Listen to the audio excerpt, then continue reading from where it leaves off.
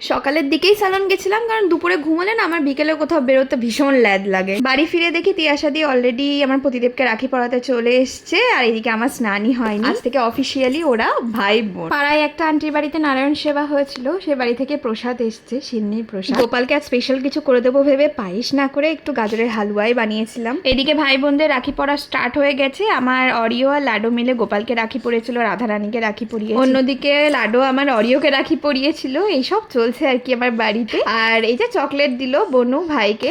তো চলো এবার আমি দাদাদেরকে রাখি পরাতে যাব। তার আগে লাডো দাদা দাদা করতে করতে ওর দাদাইকে রাখি পরিয়ে নিয়েছে, আর এইদিকে ও বাঁধতে পারলো না বলে মা বেঁধে দিল। গিফট দেওয়া হলো, আর এই যে মিষ্টি খাওয়ানো চলছে, মানে আমি গাজরের হালুয়া বানিয়েছিলাম, মা সেটা কাকুকে খাইয়ে দিই। এরপরে আন্টি মাকে পরিয়েছে, মা আন্টিকে পরিয়েছে, আমি তিয়াশাদিকে পরিয়েছি, তিয়াশাদি আমাকে পরিয়েছে, দাদাকে আমি পরিয়েছি। সেই ভিডিওটা মার মানে তোলে নিয়ে। জানো আন্টিদের বাড়িটা ভীষণ আনন্দ করতে ভালোবাসে, আর ওদের সাথে থেকে থেকে আমাদের মধ্যে এত পজিটিভিটি এসছে।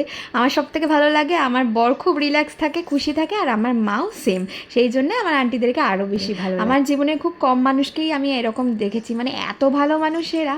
এবার তো গিফট আনবক্সিংয়ের পালা। লাডো পেয়েছে ওর দাদার তরফ থেকে একটা কিউট শিপার, আর আমি আমার দাদার তরফ থেকে পেয়েছি এরকম একটা হেয়ার ড্রায়ার। তো আমি আর লাডো দুজনেই তো হেভি খুশি। আন্টি দিয়ে গেছিলো ইলিশ মাছ, সেটা দিয়ে দুপুরের লাঞ্চ। তারপরে কিছুতেই ঘুম আসছিল না বলে আমার মনে হলো একটুখানি মারুন কালারের নেল পলিশ পরবো, নখগুলো একটু বড় বড় হয়েছে।